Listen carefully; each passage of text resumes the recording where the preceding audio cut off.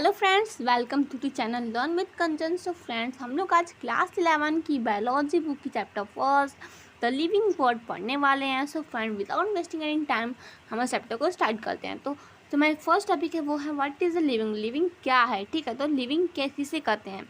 Growth, reproduction, metabolism, cellular organism and consciousness.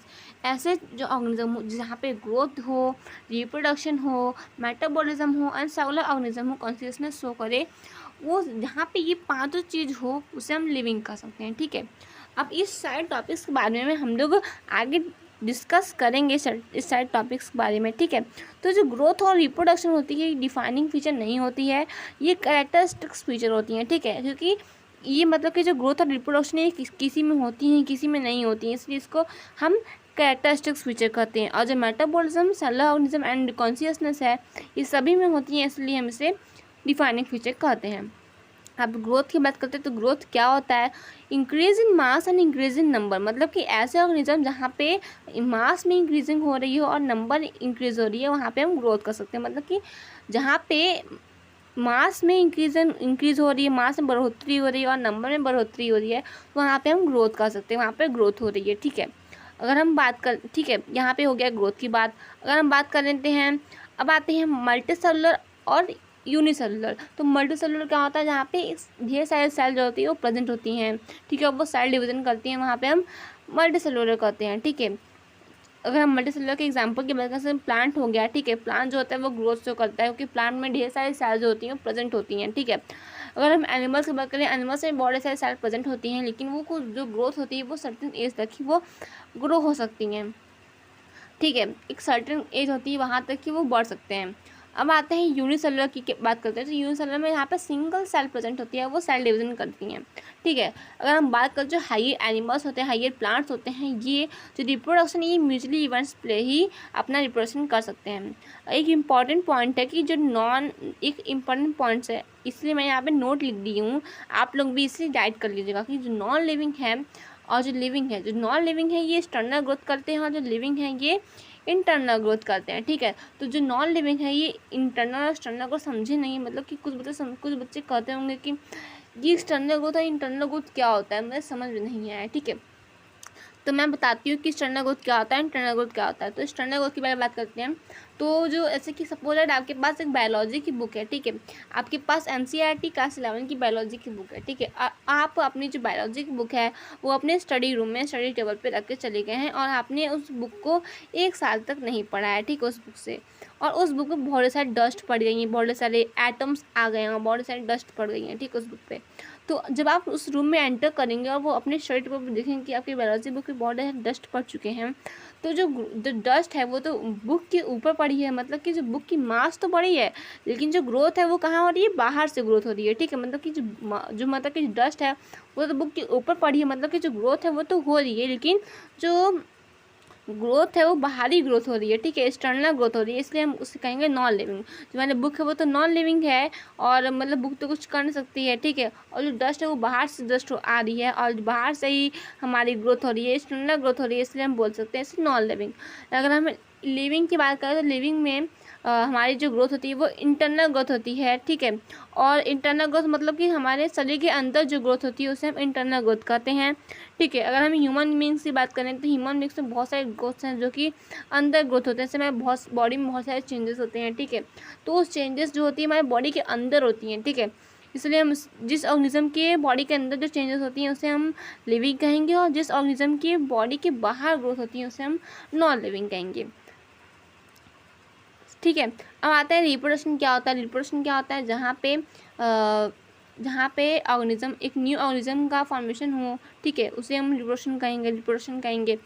जो reproduction है वो 2 टाइप्स के होते हैं, पता ही होगा आपको, सेक्सुअल एंड एसेक्सुअल। तो सेक्सुअल क्या होता है? जहाँ पे 2 पेरेंट्स इन्वॉल्व हो और फ्यूजन ऑफ अ गैमेट्स हो। ठीक है, fusion of a gametes takes place करे। ठीक है, और एक न्यू जाइगोट का फॉर्मेशन करे, वहाँ पे हम सेक्सुअल रिप्रोडक्शन कर सकते हैं। ठीक है, तो सेक्सुअल रिप्रोडक्शन क्या होता है? जहाँ पे फ्यूजन ऑफ अ गैमेट्स हो और एक नए जाइगोट का फॉर्मेशन हो, उसे हम सेक्सुअल रिप्रोडक्शन कहते हैं।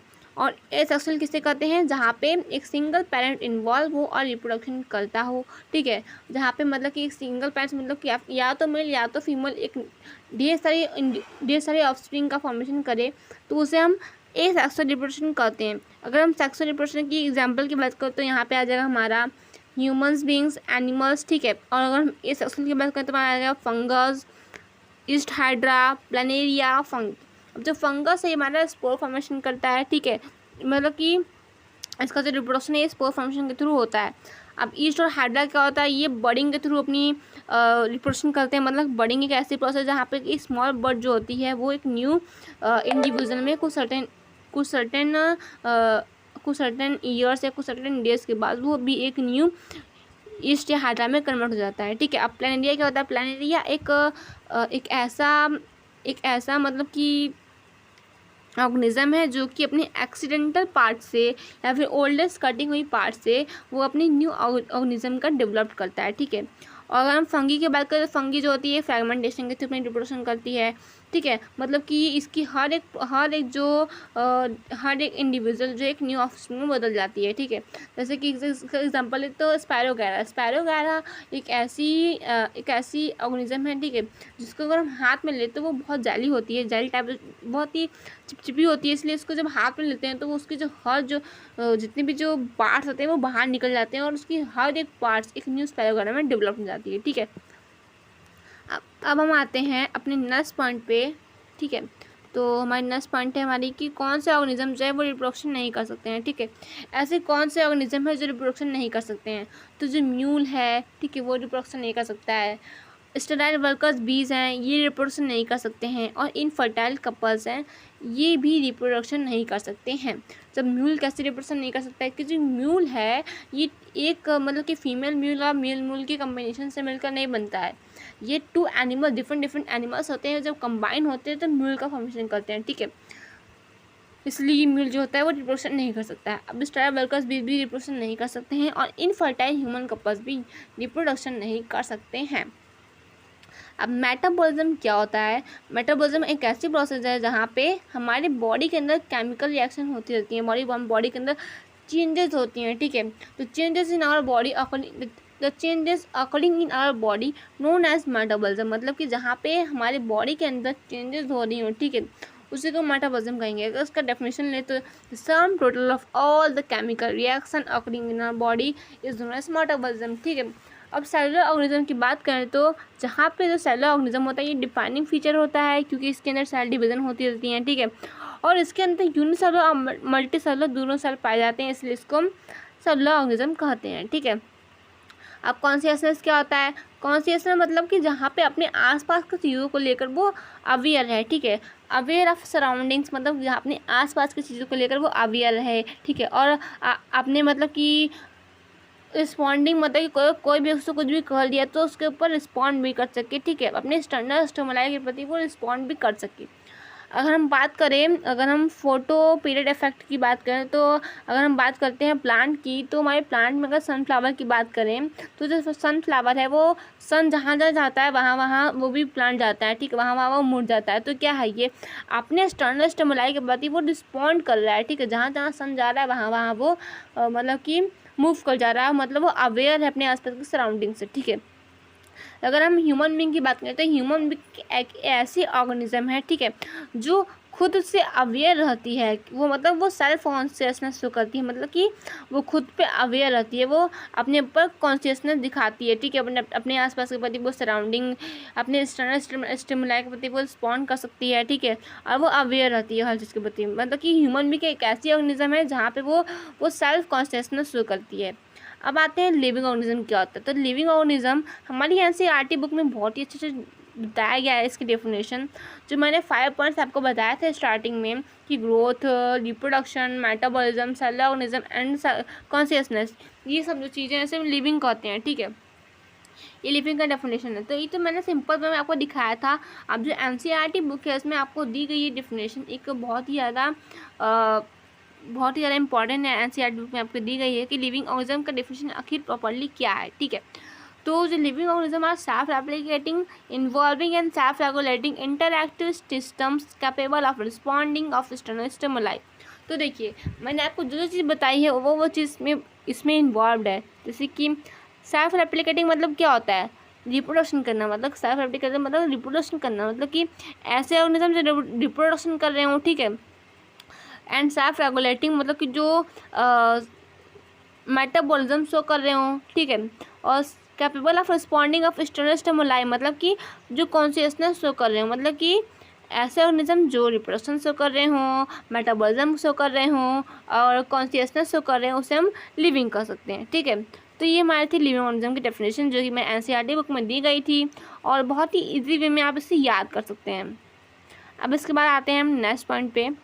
तो जो हमारी जो लास्ट टॉपिक है कि ये बहुत ही इंपॉर्टेंट है, इसलिए मैंने आपको नोट में लिख के दिखाया है कि क्या कि हमारी जो डाइवर्सिटी है, ये जो हमारे पॉइंट है diversity in the living world, ठीक है।